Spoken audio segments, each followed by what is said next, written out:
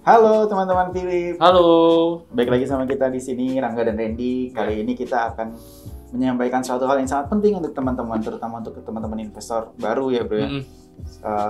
Dan ini sangat-sangat harus kalian pahamin ketika mau masuk ke pasar modal itu seperti apa. Betul. Kali ini akan kita bahas adalah cara memilih saham untuk investasi jangka panjang. Yuk, kita akan bagi-bagi tips nih nanti. Bagi-bagi tips kali ini gitu. Jadi kalau teman-teman merasa bahwa kira-kira 5 tahun ke depan saya mau menikah, saya mau beli rumah, saya mau beli apa, mau sekolah anak atau apa, kira-kira saham yang cocok seperti apa sih? Betul. Kita akan bedah di sesi ini teman-teman. Oke. Nah bro, sekarang kita pengen tahu nih, apa sih sebenarnya yang harus kita lakukan saat memilih saham jangka panjang? Oke. Gitu. Jadi tips-tipsnya buat para newbie gitu ya. Benar. Bagaimana sih kita newbie memilih saham untuk investasi jangka panjang? Yes. Jadi yang pertama bro, kita itu harus lakukan yang namanya analisa fundamental. Analisa fundamental. Jadi ada dua analisa di analisa saham yang terkenal. Itu yang pertama analisa fundamental dan analisa teknikal. Oke. Nah, kalau analisa fundamental itu adalah untuk kita mencari, ya, men-screening, memfilter saham apa nih yang mau kita investasikan. Sedangkan kalau analisa teknikal itu lebih ke timing. Timing. Penentuan kapan waktu yang kira-kira tepat ya. Kita nggak bisa bilang waktu yang tepat, kan kita tidak tahu tuh kapan waktu yang tepat untuk membeli saham ya. Oke. Jadi analisa teknikal itu kita gunakan untuk mengkira-kira, memprediksi, memproyeksi kapan kira-kira waktu yang mendekati tepat untuk membeli saham tersebut. Oke, berarti tadi ada yang namanya analisa fundamental dan Betul. analisa teknikal ya bro ya. Betul. Kalau analisa fundamental itu lebih ngecek ke kondisi perusahaan ya bro, historical, Ya. kinerja perusahaan. Kinerja seperti perusahaan apa. ya. Jadi Sedangkan- fundamental kita lebih melihat kinerja keuangan dari perusahaan tersebut. Oke, sedangkan untuk si analisa teknikal dia lebih ke historical harga sahamnya ya bro ya. Betul. Jadi ada suatu hal yang berbeda di sini, sangat-sangat jelas berbeda gitu kan. Ya, sangat Oke. jelas berbeda, tetapi tidak menutup kemungkinan kita menggunakan keduanya ya. Kita combine keduanya, kita pakai analisa fundamental untuk cari sahamnya saham apa yang Yes. mau kita investasikan, kemudian kita pakai analisa teknikal untuk memprediksi tadi kapan waktu yang kira-kira tepat membeli atau menjual saham tersebut. Oke, berarti tapi yang kemungkinan bisa dipakai itu pasti udah pasti analisa fundamental ya bro. Ya, itu yang pasti harus dipakai pertama kali adalah analisa fundamental. Itu Oke. pasti harus dipakai. Itu yang pertama. Oke, Betul. sekarang kita mau bedah dulu nih bro. Ini mungkin banyak yang teman-teman yang belum tahu nih.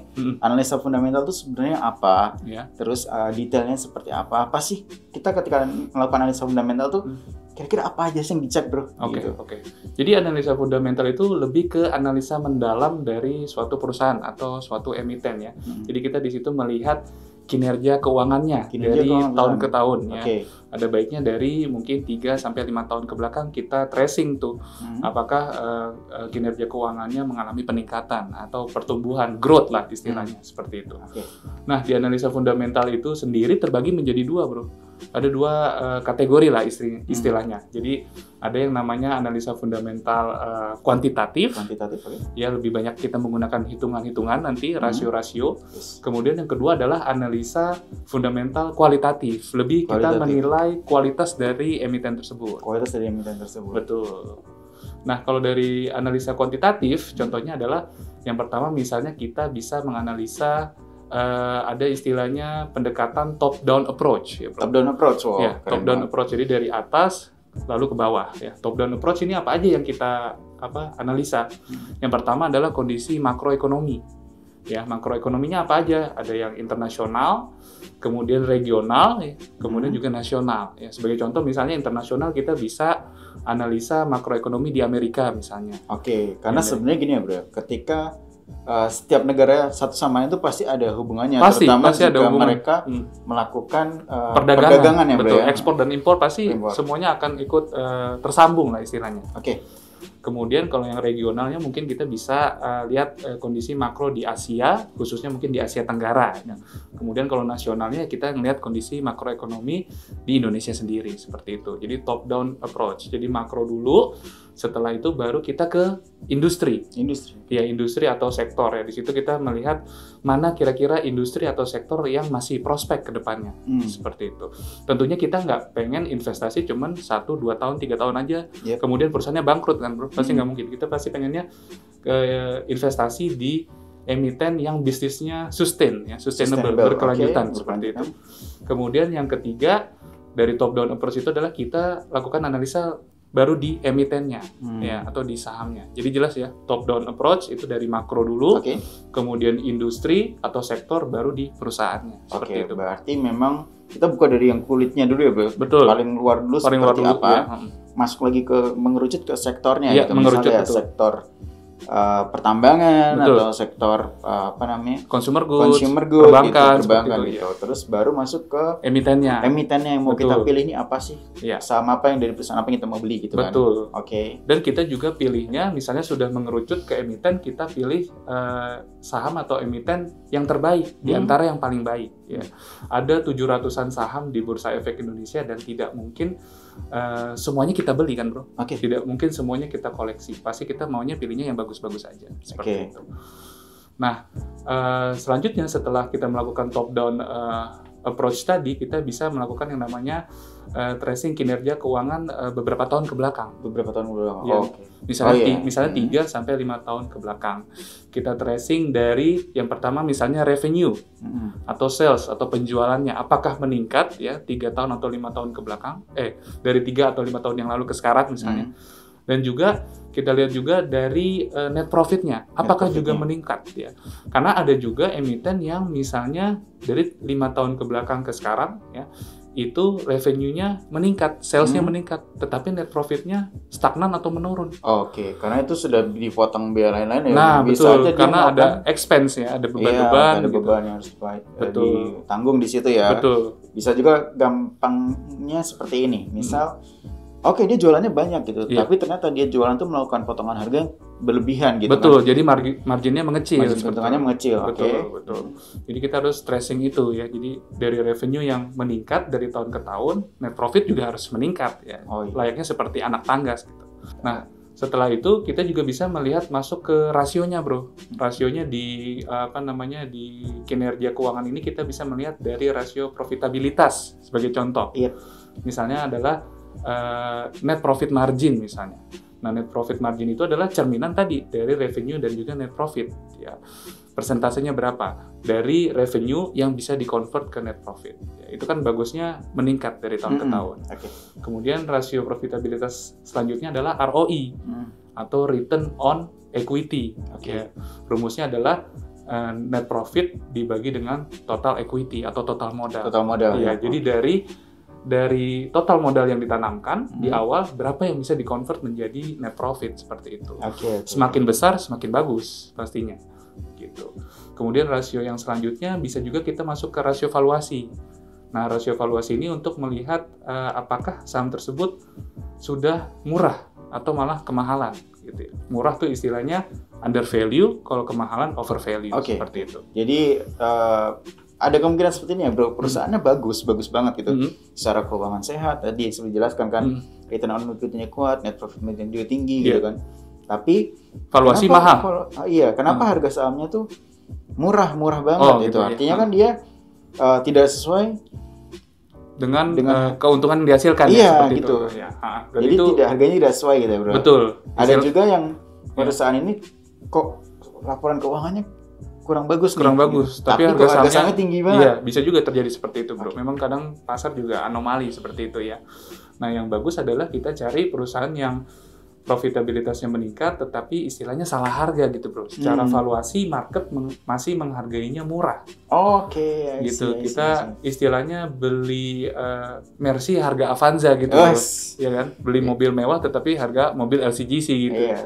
Nah, di saham juga bisa kita cari seperti itu, saham-saham bagus tetapi valuasinya masih murah seperti itu. Tetapi biasanya memang emiten-emiten atau saham-saham bagus harganya memang mahal, itu hal yang wajar. Kalau ada kualitas di situ, ada kemajuan di situ, udah pasti ada harga juga gitu. Betul.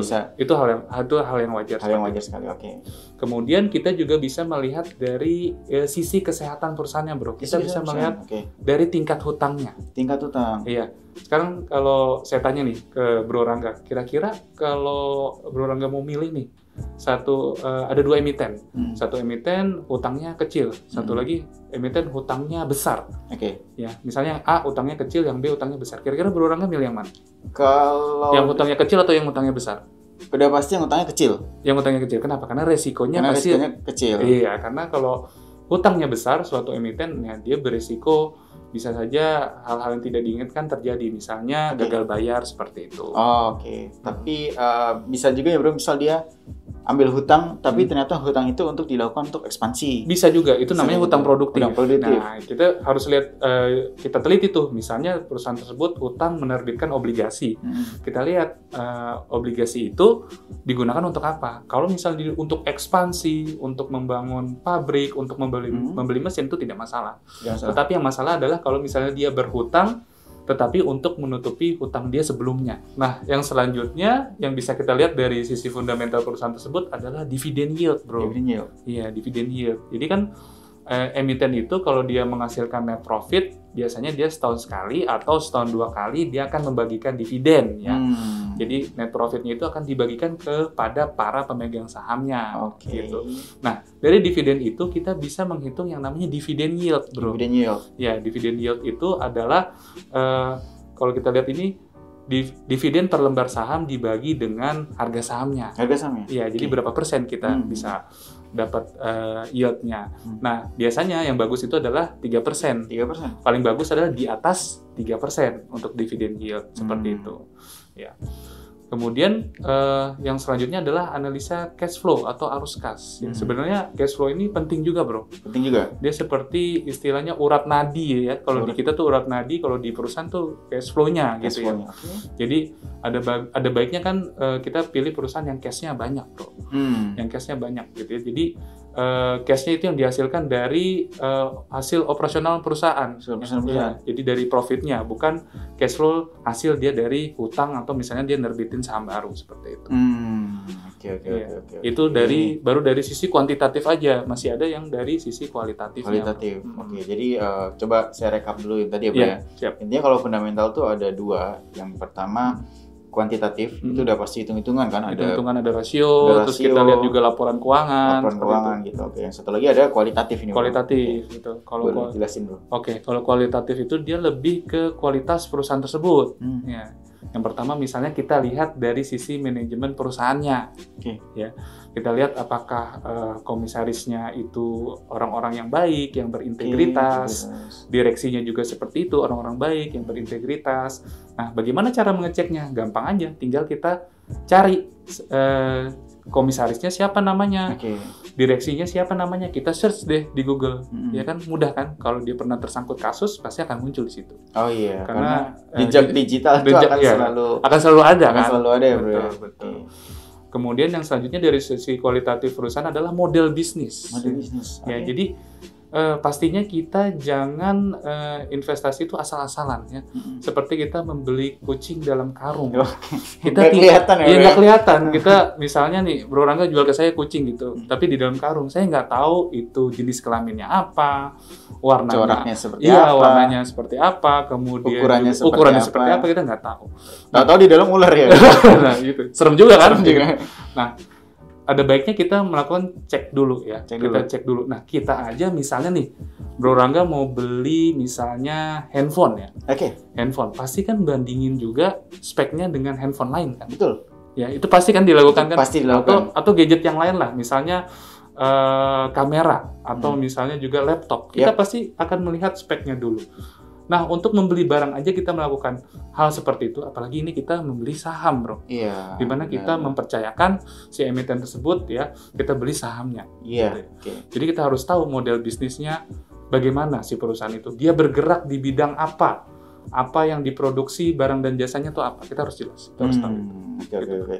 Jadi intinya kita harus tahu dulu ya, karena akan sangat berbahaya ketika kita tidak tahu nih sebenarnya dia bisnisnya apa. Betul. Ya kan. Iya. Terus kita nggak tahu kita nggak pernah lihat produknya itu seperti apa gitu kan. Karena kan baru-baru ini juga kita tahu seperti belakangan ini lagi hot ya, banyak yang angkatan corona ya istilahnya ya, yang investor baru di tahun lalu ya ikut asal-asalan aja beli saham ya gitu ya. Ada yang rekomendasiin saham A, dia ikut beli saham A, padahal dia belum melakukan analisa lebih mendalam. Betul. Kemudian analisa kualitatif selanjutnya adalah keunggulan kompetitif, bro. Keunggulan kompetitif ini bagaimana maksudnya?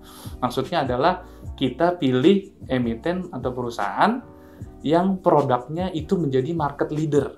di sektornya, bro. Di sektornya? Iya, kita cari yang produknya menjadi market leader di sektornya. Seperti itu.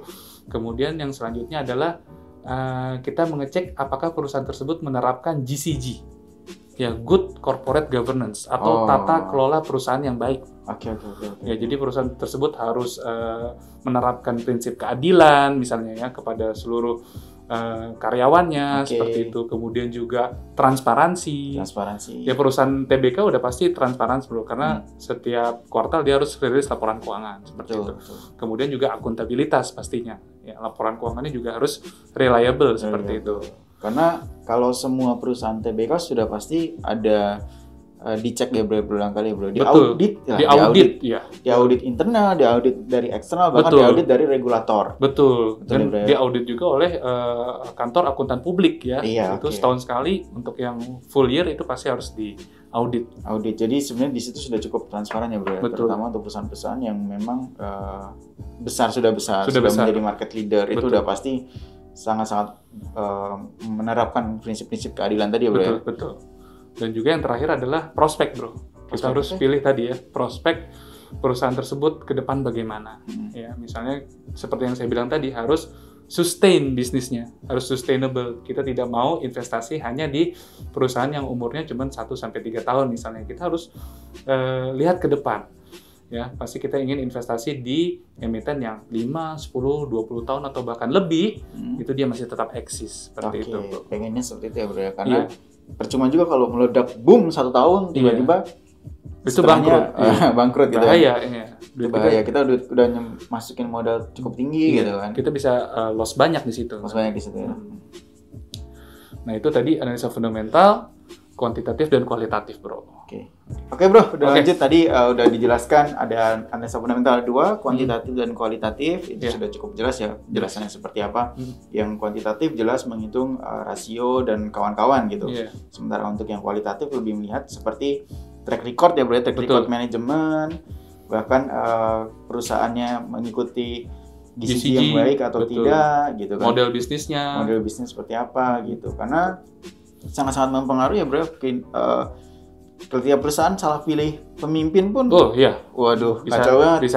Bisa salah itu, bisa bahaya itu. Bisa bahaya karena pemimpin yang kurang oke pun akan membuat perusahaan itu stuck gitu. Dengan keputusan-keputusan yang bahkan cenderung konyol ya, bro. Betul. Ya, kita anggap misalnya perusahaan itu seperti kapal ya. Jadi kita pilih nahkodanya adalah yang benar-benar kompeten di situ. Betul. Bisa juga kalau dia tidak kompeten bahkan justru bahaya, bro, karena misal dia udah pegang kapal yang besar dengan semua awak yang bagus, tapi dia cuma pengen ya udah kita nyari di pinggir-pinggirnya kita nyari rumput laut gitu. Itu kan nggak? Iya, betul. Target ya itu targetnya gitu. Itu kan tidak oke gitu kan. Sementara kapal sudah bisa berenang ke tengah untuk mencari ikan-ikan besar misalnya gitu. Terus berarti itu tadi tentang fundamental. Masih ada hal lain, bro, yang bisa dicek ketika kita harus gimana sih caranya memilih tipsnya ya? Jangka panjang, betul, tipsnya. Kan tadi kan baru satu tuh berarti. Analisa fundamental. Nah, itu tadi kan poin-poinnya. Nah, ini adalah yang kedua ya. Yang kedua adalah tipsnya kita bisa memilih sektor yang defensif, bro. Defensif. Betul, defensif. Defensif tuh maksudnya bagaimana? Bertahan atau gimana ya, bro? Iya, bertahan, benar. Maksudnya adalah emiten atau sektor yang bisa bertahan dikala misalnya terjadi krisis ya. Krisis atau misalnya force major atau misalnya bencana alam seperti itu, atau seperti pandemi COVID-19 di 2020 kemarin, bro ya. Sampai sekarang masih pandemi ya, cuman maksudnya di awal 2020 itu adalah awal terjadinya pandemi COVID-19. Nah, kita bisa lihat di situ tercermin di IHSG kan, bro. IHSG benar. Betul, di bulan Maret April itu kan mengalami penurunan yang cukup dalam ya. Penurunan yang cukup dalam. Nah, kita bisa pilih ini tipsnya adalah pilih sektor yang defensif, yang bertahan. Bertahan maksudnya gimana? Mau kondisi seperti apapun di market ya. Mau kondisi misalnya krisis atau ada pandemi, orang akan tetap membutuhkan produk dari emiten atau di sektor tersebut. Betul. Sebagai contoh misalnya sektor yang defensif adalah consumer goods, bro. Consumer goods ya, karena orang pasti butuh makan. Betul. Selain butuh makan, misalnya orang ya mau pandemi, mau misalnya krisis, orang tetap mandi kan, bro. Betul. Orang tetap butuh sabun, orang tetap butuh sampo, orang tetap butuh sikat gigi. Ya kita nggak usah sebut merek atau emitennya, tapi teman-teman pasti udah tahu itu. Iya, termasuk. Atau juga misalnya pas lagi kondisi bencana gitu, orang akan tetap butuh obat-obatan ya. Justru pandemi ini, COVID-19 ini orang butuh obat-obatan kan bro, sangat vitamin. Nah itu justru kinerjanya tidak akan terlalu terpengaruh. Seperti itu. Atau juga yang consumer goods lainnya adalah yang misalnya mie instan gitu. Ya orang tetap aja makan mie instan kan, walaupun mau kondisi seperti apapun. Iya, kalau mie instan memang pengecualian ya bro ya, mau orang dalam kondisi apapun, mie instan adalah jalan keluar biasanya. Betul. Dikala misalnya kelaparan malam-malam ya kita makan mie instan kan biasanya. Bahkan saya pun kalau lagi bad mood gitu, lagi kesel, memang larinya ke mie instan. Mie instan double plus telur gitu. Enak banget tuh bro. Enak banget. Jadinya langsung mood jadi oke lagi gitu. Setiap orang beda-beda, cuman memang mie instan memang salah satu hal yang dari dulu sampai sekarang tidak pernah lepas lah dari kehidupan sehari-hari. Iya, gitu kan. Berarti abis ini kita pesan mie instan bro ya? Boleh bro. Biar makin semangat lagi kerjanya. Nah terus sektor defensif selanjutnya selain consumer goods adalah contohnya infrastruktur bro. Infrastruktur, oke. Iya, infrastruktur. Sebagai contoh misalnya yang masuk ke dalam sektor infrastruktur adalah telekomunikasi. Ya. Di kala pandemi COVID-19 kemarin ini 2020 dan sampai sekarang ya masih diterapkan yang namanya work from home, yang kan kemudian study from home. Nah, work from home dan study from home itu pasti membutuhkan data internet, ya kan? Data internet. Nah, dari ketiga big three lah istilahnya, ketiga big three, Telkom, XL, dan Indosat, itu mayoritas masih pendapatannya, revenue-nya, sales-nya itu mayoritas dari traffic data. Oke. Jadi bisa kita bilang mau pandemi COVID-19 orang tetap butuh internet, bro. Nah itu adalah salah satu contoh juga. Contoh industri sektor defensif ya. Iya, defensif. Nah mungkin yang terakhir ini adalah sektor perbankan. Perbankan juga, oke. Iya, perbankan yang kita tahu ya orang malah justru pas pandemi kemarin ya tidak mau terlalu banyak spending, tetapi malah saving, seperti itu. Jadi memang ketiga sektor ini bisa dibilang cukup defensif, ketika terjadi krisis atau pandemi. Ya, oke bro. Berarti tadi pilih sektor yang defensif. Artinya dalam kondisi apapun dia sudah mempersiapkan dirinya untuk tidak terpengaruh terlalu jauh. Misal kondisinya sedang pandemi seperti kemarin, industrinya masih bisa tetap berjalan, perusahaannya masih tetap, setidaknya dia bisa masih tetap untuk survive, kayak gitu ya bro. Betul. Oke. Nah, yang selanjutnya adalah selain sektor yang defensif, ini poin yang ketiga bro ya. Ini sudah pernah kita bahas di yang sebelum-sebelumnya, yaitu adalah indeks. Indeks itu bisa menjadi alat bantu kita. Nah, yang di sebelum-sebelumnya kita kan sudah bilang kalau kita bingung-bingung mau milih saham apa untuk kita investasikan, ya kita tinggal lihat aja indeks yang sudah ada nih. Sebagai contoh misalnya indeks-indeks yang dibuat oleh Bursa Efek Indonesia, misalnya ada IDX 30 atau IDX High Dividend 20, seperti itu. Ada misalnya Jakarta Islamic Index ya. Di situ kan sudah terfilter istilahnya dari 700-an saham sudah dipilih yang memenuhi kriteria dari indeks tersebut. Sebagai contoh misalnya IDX 30 nih bro, dia kan harus mempunyai market cap besar, kemudian harus liquid, dan juga yang ketiga fundamental baik. Nah, apalagi kita cari apalagi, ini sudah disaring istilahnya, sudah dibuatin indeks oleh Bursa Efek Indonesia. Iya, udah ada yang install nih. Iya. Gue udah analisisnya gitu kan. Udah gue pilihin nih, udah gue analisa nih, tinggal pilih aja yang mau yang mana. Oke. Jadi memang indeks bisa menjadi alat bantu. Alat bantu. Sip. Kemudian selanjutnya adalah, nah kalau ada penurunan harga saham ya, karena kita sudah niatkan diri dan hati kita bahwa kita mau investasi, dan kemudian kita sudah juga tetapkan kita mau invest di saham A misalnya. Kalau ada penurunan harga saham di saham A, ya kita jangan panik. Jangan panik. Justru di situ adalah kesempatan kita untuk mendapatkan harga saham A dengan harga yang murah. Lebih murah. Artinya kita malah ngumpulin lagi ya, bro. Betul. Jadi kita dapatkan harga yang diskon istilahnya. Kita bisa istilahnya itu namanya averaging down gitu ya. Jadi average kita bisa semakin turun atau semakin rendah seperti itu. Kemudian yang kelima adalah lakukan review berkala. Nah ini penting nih bro. Ini penting banget sebenarnya. Minimal banget nih lakukan review berkala, minimal banget tuh 3 bulan sekali lah, boleh lah. 3 bulan sekali. Itu udah minimal banget. Itu udah minimal banget, Bro. Jangan sampai 6 bulan atau setahun nggak di-review gitu ya. Oh, berarti lebih ke kalau bisa jangan lebih dari 3 bulan lah gitu ya. Iya, jangan kelamaan nggak reviewnya gitu. Review. Jadi minimal banget ya 3 bulan sekali lah. Karena apa? Karena setiap 3 bulan sekali, setiap kuartal itu rilis yang namanya laporan keuangan. Nah kan di situ kita harus lihat lagi, kita balik lagi nih ke analisa fundamental yang kuantitatif. Kita review lagi laporan keuangannya, kita lihat net profitnya growth nggak, revenue-nya growth nggak dari quarter on quarter atau year on year-nya growth nggak, seperti itu. Rasionya kita cek lagi seperti itu. Ya, jadi jangan sampai tidak review sama sekali, atau misalnya 6 bulan nggak review atau setahun nggak review. Ada bagusnya sih ya seminggu sekali kita lihat ya pergerakan harganya paling nggak gitu ya. Tapi kalau laporan keuangannya ya setiap 3 bulan sekali. Setiap 3 bulan sekali. Oke. Kemudian nih yang terakhir nih Bro, yang terakhir adalah kita sabar. Sabar di sini maksudnya apa? Kita sabar, kita percayakan si manajemen tadi, komisaris, direksi untuk dan karyawannya untuk bekerja semaksimal mungkin gitu. Jadi kita tidak usah istilahnya apa namanya keluar-keluar nggak jelas lah. Kita udah beli sahamnya, kita udah investasi saham itu, oh ya udah kita biarkan mereka bekerja seperti itu. Setidaknya kita kasih kepercayaan ke mereka. Kepercayaan gitu. Tapi ketika memang sudah ternyata kita sudah kasih kepercayaan ternyata kurang ya, ya mau tidak mau ketika mungkin sedang RUPS kita menyuarakan suara kita gitu kan, karena ketika kita memiliki saham tersebut kita sebenarnya punya hak suara hak suara kita untuk setidaknya untuk menyampaikan gitu. Diterima atau tidaknya itu urusan nanti. Iya, urusan nanti. Betul. Gitu Bro. Oke, jadi tadi ada untuk memilih gimana sih tips memilih saham jangka panjang. Itu ada yang pertama adalah memilih saham yang berfundamental bagus. Kita melakukan analisa fundamental. Analisa fundamental yang pertama. Kemudian yang kedua pilih sektor yang defensif. Betul. Ya, kemudian yang ketiga kita bisa melihat juga indeks ya, jadi alat bantu. Kemudian keempat, kalau ada penurunan harga saham di saham yang sudah kita investasikan, jangan panik.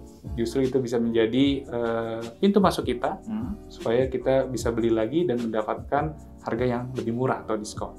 Kemudian yang kelima, lakukan review berkala, ya paling nggak 3 bulan sekali setiap rilis laporan keuangan. Dan yang keenam adalah bersabar.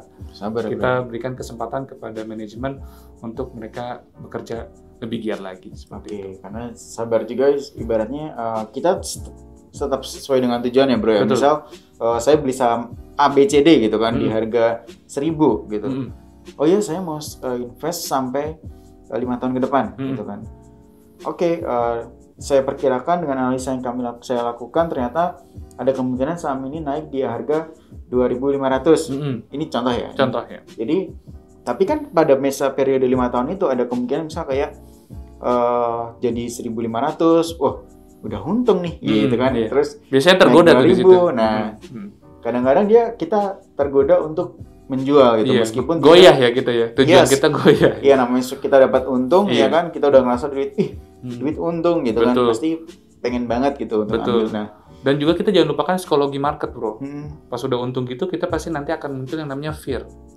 Fear-nya apa? Fear takut turun lagi. Iya. Padahal bisa saja pas kita jual malah makin naik seperti itu. Itu yang tadi kita harus intinya kita harus tetap sabar sampai kira-kira tujuan kita tercapai kapan gitu dan waktunya kapan gitu ya. Meskipun kita juga itu hak kita masing-masing untuk investor apakah mau jual atau tidak gitu kan. Tapi sebisa mungkin ketika kita melakukan investasi kita harus tetap ada tujuan awal kita gitu. Tetap ada strategi awal kita dengan melakukan review berkala tadi gitu. Istilahnya disiplin Bro. Disiplin. Ya, benar. Disiplin. Jadi kita misalnya sudah tetapkan tujuan dan jangka waktu, oh ya udah. Kalau belum kita jual. Gitu. Nah, itu yang kebanyakan akhir-akhir ini investor baru itu datang dengan keadaan tidak tahu menau gitu. Pengennya sih jangka panjang, tapi karena harga saham sedang fluktuatif mungkin dan kebetulan naiknya tinggi. Akhirnya mereka malah melakukan tidak jadi investasi, malah jadinya trading, jual beli. Ya sebenarnya tidak salah juga. Nggak masalah. Cuman melenceng dari tujuan utama kita berinvestasi gitu ya Bro. Melenceng dari tujuan awalnya. Gitu, karena kalau kita melihat contoh investor yang jangka panjang sangat terkenal gitu kan, yang sekarang sudah jadi opa-opa ya. Opa-opa sudah jadi orang terkaya, selalu masuk orang terkaya 5 besar gitu, top 10 lah paling nggak gitu. Si Warren Buffett gitu. Iya, Warren Dia dari awal memang tujuannya untuk investasi gitu kan. Betul. Dan dia pernah mengeluarkan kata-kata yang jika dalam bahasa Indonesia kan itu takutlah kamu saat yang lain serakah ya bro ya. Betul. Jangan takutlah kamu saat yang lain serakah. Iya. Dan serakahlah kamu saat yang lain itu takut. Betul. Ibaratnya itu seperti ini. Kalau misal semua orang lagi pengen jual beli saham, terus ya kita berhati-hati di situ karena ketika pasar itu sedang naik turun fluktuatif sangat tinggi, memang bisa memberikan keuntungan jangka pendek. Memang. Tapi ada kemudian juga memberikan kerugian jangka pendek yang langsung bikin kita shock gitu kan. Betul. Malah takutnya nanti jadi parno gitu ya. Betul. Jadi apa sih saham bikin kita rugi gitu ya. Nah, iya, dan juga misal serakahlah kamu di saat yang lain lagi takut tuh, misal semua orang lagi takut nih mau masuk pasar saham karena harga saham semuanya turun gitu kan. IHSG turun. Kayak kemarin tuh pandemi COVID-19 gitu kan di bulan Maret April turun ya. Nah, itu padahal saat yang tepat kita untuk serakah ya. Serakah sebenarnya. Sebenarnya teorinya seperti itu memang. Iya, tapi dalam prakteknya kita takut juga. Kita sendiri takut, tapi kenyataannya, nah mungkin teman-teman pada lihat ya. Iya, IHSG langsung rebound ya. Rebound terus kok temen gue sharing portofolio naik 100%, 200%. Nah itu dia beli pas market semuanya lagi takut, sahamnya lagi turun. Betul. Gitu. Nah sementara teman-teman yang lihat portofolio dia sudah naik, asal aja dia masuk bro, jebret gitu kan. Padahal itu udah tinggi-tingginya tuh. Udah tinggi-tingginya gitu. Harga sahamnya overvalue dibandingkan dengan fundamental perusahaannya tadi. Betul. Gitu. Nah, kalau udah naik atas, harga saham tiba-tiba turun, ya dia panik, cut loss. Nah, iya, sedih. Merasa kayak aduh, pasar modal merugikan, padahal itu karena ketidakhati-hatian kita betul, aja. Betul, itu salah mereka sebenarnya. Betul, ya. Jadi memang banyak di angkatan corona ini ya, mereka men-skip satu step, bro. Mereka melewati satu step. Apa itu? Untuk belajar. Betul. Untuk belajar. Iya. Jadi sebenarnya ada yang namanya sekolah pasar modal atau kita sendiri Philips Sekuritas ngadain tuh bro edukasi setiap bulannya ada. Setiap bulannya pasti ada. Nah itu banyak yang men-skip itu. Padahal sebenarnya mereka harus melalui tahapan itu dulu supaya ada literasi dan inklusi, baru mereka terjun ke pasar modal. Seharusnya gitu. Betul. Iya, jangan ikut kata teman gitu ya. Betul. Sebenarnya kalau ikut kata teman juga boleh-boleh saja karena mungkin dia teman lebih berpengalaman gitu. Tapi kita sendiri juga harus punya patokan teman-teman. Betul. Harus tahu bahwa teman saya merekomendasikan saham A. Saya cek dulu, ternyata saham A memang bagus. Betul. Ya it's okay, ikutin, tidak ada masalah juga ya bro. Betul. Ya. Jadi tapi kalau rekomendasi yang bagus tuh harus ada alasannya bro. Harus ada alasannya. Kenapa memilih saham itu? Betul. Ya. Kalau misal saya nanya Randy, lu beli saham apa? Beli saham A gitu. Kenapa lu beli saham A? Ikut-ikutan teman saya yang B gitu. Wah, itu kan langsung ya. Betul. Ya itulah yang kemarin sebenarnya terjadi ya bro. Iya, betul. Oke, itu tadi sudah kita sampaikan beberapa hal. Gimana sih tips memilih saham jangka panjang gitu. Teman-teman harus pahamin sekali bahwa memang berinvestasi di pasar modal itu sangat-sangat menguntungkan untuk semua orang gitu. Ya bisa sangat menguntungkan sama semua orang. Cuman untuk terjun di pasar modal kalian juga harus punya dasar yang kuat. Betul. Kalian punya ilmu yang setidaknya memahami pasar modal itu konsepnya seperti apa gitu. Betul. Ada risiko di situ. Ada risiko di situ. Ingat bahwa semua investasi yang menguntungkan itu udah pasti ada risikonya gitu. Kalau ada orang yang bilang gue bisa ngasih keuntungan ke lu tapi zero risk. Nah, itu udah pasti investasi bodong. Itu sudah pasti investasi bodong. Gitu. Karena semua risiko berbanding lurus sebenarnya sama tingkat imbal hasil yang dihasilkan. Betul. High risk, high return. High risk, high return gitu. Ya, bro. Oke. Udah kita bahas tadi ya semuanya. Tips-tipsnya Tips-tipsnya seperti Semoga apa. Semoga bisa membantu teman-teman ya dalam memilih emiten apa atau perusahaan apa untuk investasi. Betul. Ya dari kita sih berharap semua orang yang mempunyai tujuan untuk berinvestasi, tujuannya bisa tercapai ya teman-teman. Karena memang alasan kita melakukan investasi ya memang untuk memenuhi tujuan kita tersebut. Betul. Ya udah sekian teman-teman pembahasan kita kali ini. Misal ada masukan kita harus bahas apa, nanti sampaikan aja, atau jangan lupa follow sosial media kita juga di Instagram di Talk to Philip. Subscribe YouTube kita juga kita akan sangat senang hati untuk berbagi edukasi ke kalian gitu. Oke bro. Sampai ketemu di pembahasan berikutnya. Salam cuan. Bye.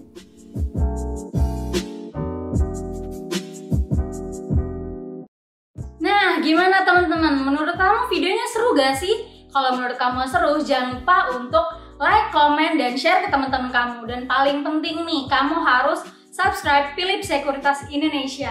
Kalau misalkan kamu ada pertanyaan lebih lanjut, kamu bisa bertanya di bawah sini ya. Sampai jumpa di video berikutnya.